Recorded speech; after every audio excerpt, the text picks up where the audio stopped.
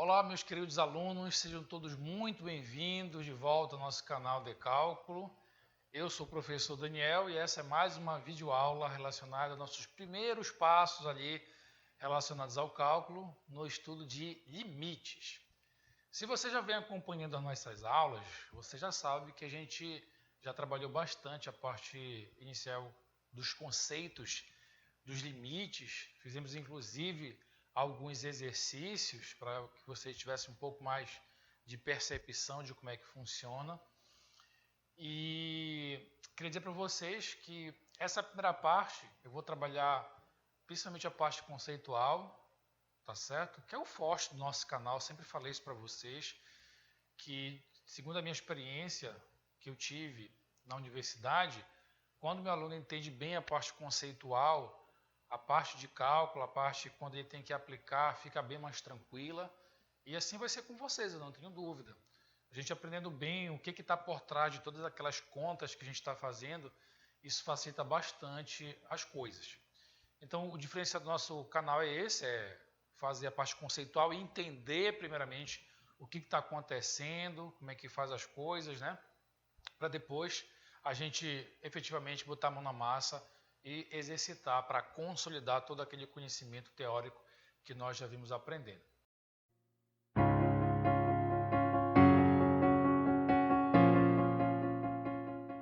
Então a aula de hoje a gente já está basicamente na reta final aí desse primeiro estudo de limites, tá ok? E vamos dar mais um passo com relação a esse conteúdo tão importante para a disciplina de cálculo. Tudo bem? Vamos lá, pessoal, vem comigo que nós vamos aprender mais um passo hoje em relação à questão de limites. A nossa aula de hoje se refere à questão dos limites laterais. Se você já vem acompanhando nossas aulas, você não vai ter dificuldade nenhuma, porque eu já até vinha, digamos, meio que me expressando dessa maneira adequada que vai ser preciso agora, e você vai verificar que não tem nenhuma novidade. Mas vamos primeiro à questão do para que a gente vai utilizar isso. A gente vai usar limites laterais para verificar se o limite da função existe. Eu já te mostrei também que para fazer o cálculo do limite, a função ela pode ser contínua ou pode até ser descontínua. Sendo que nesse último caso da descontinuidade você precisa ter atenção em relação à questão da convergência dos limites. Eu mostrei inclusive a comparação de uns gráficos. Agora eu vou te mostrar a regra do jogo final para te definir se a função ela apresenta ou não o limite. Lembrando que nem sempre, respondendo já a pergunta do início, nem sempre é possível a gente calcular o limite de uma função. Existem funções em pontos específicos que a gente não consegue calcular o limite, tá ok? Mas a gente vai ver qual é essa regra então, né, através de limites laterais, qual é essa regra que me possibilita olhar para uma função e dizer, olha, essa função apresenta limite. Ou então, olha, essa função aqui ela não apresenta limite. Como é que a gente faz isso? Vem aqui comigo que eu vou te mostrar. Olha, primeiramente, eu trouxe uma função descontínua e aqui do meu lado direito também uma outra função que é descontínua. Mas você já pode ver que elas têm um jeitão diferente de descontinuidade. Tá? Vamos analisar primeiro essa aqui da nossa esquerda. Essa função, como eu te falei, ela de fato ela é uma função descontínua, só que ela tem uma grande característica, um grande detalhe. Bom, sempre lembrando que nós vamos fazer, né, a aproximação de dois lados diferentes. E aí, esses dois lados diferentes já entra a questão do conceito da lateralidade, dos limites laterais. O que significa ser esse lateral? Lateral é ser único de único lado. Ou pode ser pelo lado direito ou pelo lado esquerdo. É isso que significa limites laterais. Você entender por um lado ou outro. Tudo bem. Vamos primeiro entender. Aí, o que acontece? Quando nós temos um limite, aí, novamente, a mesma ideia, né? Nós queremos nos aproximar de um determinado ponto P. Nós temos valor de x próximo e nós vamos fazer aproximações no sentido de chegar neste ponto P que aqui está. Só que aí acontece uma coisa interessante quando nós vamos tender para esse ponto. Se nós estendermos pela direita desse ponto, nós encontraremos, né, cada vez mais próximo a esse ponto, a intervalo aberto, nós encontraremos aqui um determinado limite L1.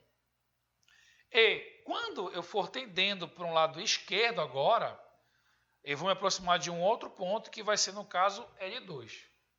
Ora, na matemática, toda vez que a gente quer calcular alguma coisa, a gente procura uma convergência, ou seja, chegar em um ponto comum. Naquele caso aí, aqui, fica visível que eu não estou tendo essa convergência. Eu tendo por um lado, estou atingindo um determinado valor, e tendo para o outro, atingindo outro valor. O que a matemática nos diz em relação a isso? Quando acontece esse não encontro, essa divergência de valores, ela disse, olha, quando acontecer essa divergência, diga que não existe. E é o caso aqui. Como existe essa divergência na determinação dos limites, ora está dando L1 e outra hora está dando L2, então nós podemos dizer que o limite desta função f simplesmente não existe. Professor, simplesmente por não ter havido a convergência, exatamente. Simplesmente por não ter havido essa convergência, você pode dizer ali que esse limite ele não existe. Tudo bem? Agora, vamos olhar agora aqui para o nosso lado direito. Eu sempre gosto de trabalhar com essa função que é descontínua, porque ela é descontínua, logicamente, só que ela está definida num ponto P. E aí fica bem claro para você a definição de limite, que a definição de limite é uma questão local. O que é que eu quero dizer local? Você vai se aproximando cada vez mais, tendendo para um ponto. Mas ela não é um conceito pontual. Você não está interessado neste ponto, e sim numa região bem próxima. Então, essa função ela é uma função que está definida no ponto P. No ponto P, aqui está aberto, mas bem aqui está fechado. Ou seja, existe o f de P. Quando eu tento determinar esse ponto aqui, no exato ponto, existe. Só que este ponto, quando eu chegar nesse ponto, o f de P é diferente do limite. Porque o limite eu vou estar interessado na região próxima e não no ponto propriamente dito, como a gente já havia conversado. Então, essa função aqui eu gosto muito de trabalhar, porque ela te dá uma boa noção entre a diferença entre limite e o f de P. São conceitos bem distintos aí, tá ok? Então, nesse caso aqui, será que o limite vai existir? A gente tem que fazer o teste, tá? O que a gente tem que fazer? Qual o teste é esse? Se aproximar do ponto que você quer e ver o que acontece na imagem. Então, vai me aproximar pela esquerda, e aí quando eu for me aproximando pela esquerda, esse ponto aqui ele vai deslocando. E quando esse ponto aqui sobre a função vai deslocando, logicamente que eu vou tendo diferentes valores para a função, até chegar nesse valor de L que aqui está. Você concorda? Olha lá, eu tenho um ponto aqui, corresponde a uma determinada altura. Se eu andar para cá em direção ao ponto P, vai deslocando até eu chegar nesse ponto L. Quando vai se aproximando de P, o valor aqui da função vai se aproximando de L. Tudo bem? Agora vamos nos aproximar pelo lado direito, que é o outro lado, a outra lateralidade. Daí o que a gente está estudando, né? Limites laterais. Então, tendendo pelo lado direito agora, o que eu vou perceber? Que quanto mais eu for me aproximando do ponto P, olha o que vai acontecendo, está bem aqui, né? Aí a função, o ponto se aproxima e a função desce. O ponto X se aproxima de P e o f de x vai descendo. O que vai acontecer? Na medida que x tende a P, o valor daqui aproximado, né, da função f de x vai chegando para L. Então, nós podemos dizer também que nesse caso, quando tanto pela esquerda quanto pela direita, nós temos uma convergência tratando-se dessa proximidade aqui. Não interessando a questão da função no ponto, sempre lembrando disso. É sempre a questão da aproximação que nós estamos chegando. Então, existe essa convergência. E aí, se convergiu, se o limite lateral pela esquerda e pela direita chegar ao mesmo ponto, então, nesse caso, o limite da função existe. Tudo bem? Queria chamar uma atenção para vocês em relação a duas questões. Primeiramente, se nós não tivéssemos esse ponto, ainda assim essa função teria limite? O que os senhores acham? Olha lá. Imagina que não existe isso aqui, tá? A função não está definida no ponto P. Não existe f de P e a função é só com essa pequena descontinuidade segue. A pergunta é, ainda assim existiria limite? Com certeza, né? Por quê? porque nós não precisamos estar com um ponto definido para que o limite exista. Tá? Então, estando definido o ponto ou não, o limite é o mesmo, o limite não muda, continua sendo L. A única diferença aqui é que nesse caso o f de p é 1 e o L é outro. Tudo bem? Segundo ponto, se porventura essa f de p não estivesse aqui, mas estivesse exatamente nesse ponto aqui, o que eu quero dizer para ti? Só fazer um teste. Eu vou tirar essa bola daqui, tá? Não existe mais f de p, e a f de p agora está exatamente no ponto que estava descontínuo. Ou seja, a partir de agora, a minha função se tornou contínua. Tá certo? Aquela descontinuidade que existia, ela já não existe mais, e a função passou a ser contínua. Agora o f de p já não está mais aqui. Tudo bem? O que acontece nesse caso? O limite dessa função existe? Lembre-se, toda e qualquer função contínua, ela admite limite. Toda e qualquer função que seja contínua, existe o limite. Inclusive, nesses casos, quando a função é contínua, o L, que é o limite proveniente dessa aproximação, ela coincide com quem, pessoal? Com a função no ponto. Que era um dos conceitos que a gente trabalhou desde os primórdios, dos primeiros vídeos que nós fizemos sobre o limite. Então, quando a função é contínua, não só o limite existe, como sempre irá existir, e é L, mas também ela coincide com o próprio f de p, né? Porque quando eu chegar nesse ponto P, eu tenho a f de p, a função é contínua. Deu para entender esses casos? Então, a função sendo contínua, existe limite, tranquilo. A função sendo descontínua, aí você tem que analisar se no momento em que você está fazendo a aproximação para o ponto P, se os limites estão convergindo para o mesmo L. Tudo bem? Então, nesse caso, o limite, apesar de a função ser descontínua, vou voltar aqui para o primeiro caso, tá? Apesar de a função ser descontínua, ela admite limite. Tudo bem? Só voltar para o que eu tinha aqui, tá legal, pessoal? Já fiz os questionamentos, agora vamos voltar para a originalidade. Ok? Então, nesse caso aqui, nós temos claramente descontinuidade e esse grande salto que faz com que haja limites diferentes, né, de acordo com a lateralidade. Então, nesse caso, não existe limite. Então, aqui nós podemos dizer que não existe tal limite. Tá bom? E aqui, sim, existe limite. Tá bom? Não existe e existe limite. Essa é a simbologia que eu estou trabalhando. Tudo bem? Agora vai ter uma outra questão. A questão da simbologia. Os limites laterais, eles têm uma simbologia específica. Limite lateral, o que está por trás é isso que eu te expliquei agora. Agora tem a parte matemática que a gente tem que sempre acompanhar. Como é que fica a parte matemática da questão dos limites laterais? Olha só, bem simples. Quando eu estou tendendo pela minha direita, eu vou simbolizar da seguinte forma. Então, eu vou escrever assim, ó, pela direita.